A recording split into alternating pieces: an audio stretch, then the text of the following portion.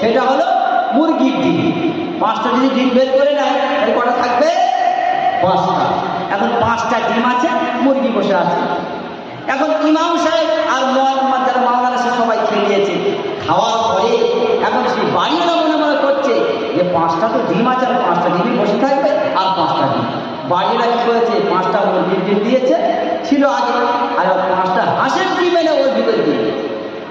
মুরগি কি জানতে পারছে যেটা হাঁসের ডিম? মুরগি আমার নাকি? এরপর ছানা উঠে গিয়েছে।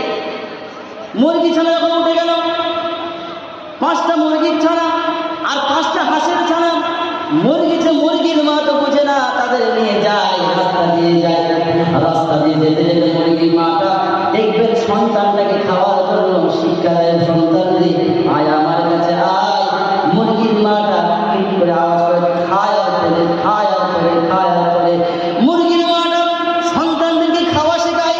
আর ওই যে 5টা হাঁসের ছানা, ও কিন্তু মুরগির সাথে যায় না, ও মুরগির মায়ের পিছন কাটিয়ে দিয়ে সেই যে পচা গলা নর্দমা যেখানে কেউ লাভে না, সেইখানে 5টা হাঁসের ছানা ফস ফস করে নেমে চলে গেছে।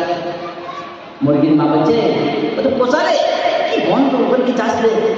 যাস না, কথা শোনে না। দিছিস ঠিক আছে, ডুম মারিস না। ও আবার পড়াশোনা ডুম মারাও, ডুম মার ওই পাকের মধ্যে।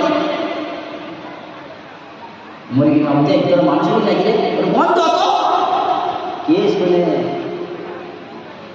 বুঝাস এই দিন চোখ বন্ধ।